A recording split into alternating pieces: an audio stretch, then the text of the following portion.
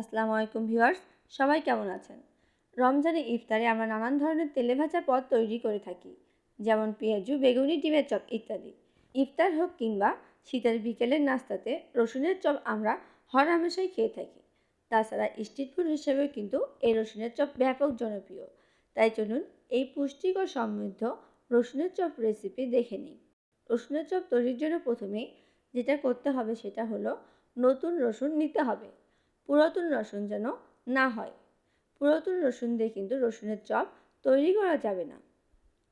এবার আমি রসুনের নিচের যে অংশটি আছে, শিকড়ের মতো আছে, সেটি আমি কেটে নিব। চাকুর মাথা দিয়ে একটু চাপ দিলে কিন্তু আলতোভাবে এটি উঠে আসবে।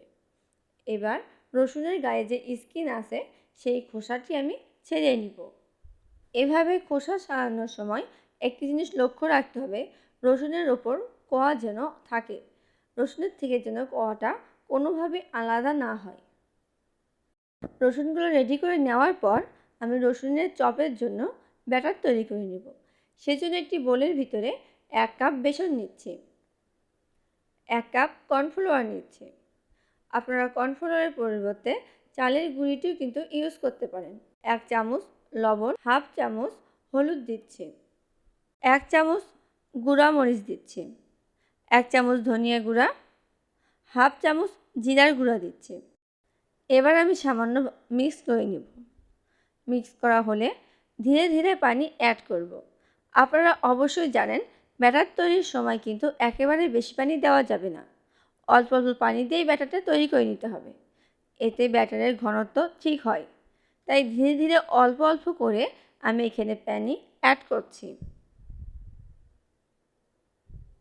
আমার ব্যাটারটা কেমন হয়েছে দেখিয়ে দিচ্ছি। এবার এই ব্যাটারটি আমি প্রায় 15 মিনিটের মতো রেস্টে রেখে দিব। এবার এটি কড়াইয়ে পানি তাপে দিয়েছি। পানি গরম হয়ে আসলে এই পর্যায়ে পানির মধ্যে স্বাদমতো লবণ দিচ্ছি। লবণটা দেওয়ার সময় খেয়াল রাখতে হবে লবণটা যেন এমন হয় পুরো পানি যেন লবণ লবণ হয়। পানি গরম হয়ে আসলে এতে রসুনগুলো দিয়ে দিচ্ছি। রসুনের চপ তৈরির জন্য রসুনগুলো কিন্তু অবশ্যই সিদ্ধ করে নিতে হবে। এবার এতে 1 চামচ হলুদ গুঁড়া দিচ্ছি। হলুদ গুঁড়া দিলে রসুনের ভিতর এবং রসুনের বাহিরের কালারটা কিন্তু দারুণ আসে। 8-10 মিনিটের মতো আমি রসুনগুলো হাই হিটে সিদ্ধ করে নিব। রসুনগুলোকে এমন করে সিদ্ধ করব 70 থেকে 80 ভাগের বেশি যেন সিদ্ধ হয়। রসুনগুলো কিন্তু সিদ্ধ হয়ে ফুলে গেছে। রসুনের গায়ে কালারটাও কিন্তু দারুণ এসেছে। একটি রসুন আঙ্গুল দিয়ে চাপ দিয়ে দেখাচ্ছি, রসুনগুলো কিন্তু অনেকটাই নরম হয়েছে। এখন এই রসুনগুলো আমি উঠিয়ে নিচ্ছি। প্যানে পর্যাপ্ত পরিমাণে তেল নিয়ে তেলটি গরম করে নেব। এই পর্যায়ে রসুনগুলো এক এক করে ব্যাটারের মধ্যে চুবিয়ে নিচ্ছি, যাতে রসুনের গায়ে ব্যাটার ভালোভাবে লেগে যায়।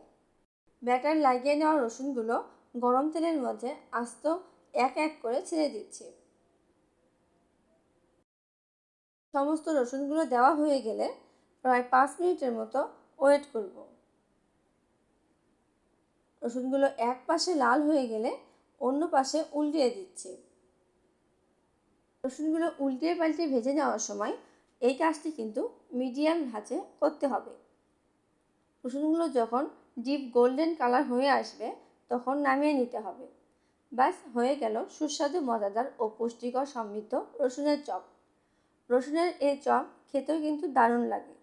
আমার ভিডিও ভালো লাগলে আমার চ্যানেলকে সাবস্ক্রাইব করবেন। সবাই ভালো থাকবেন। আল্লাহ হাফেজ।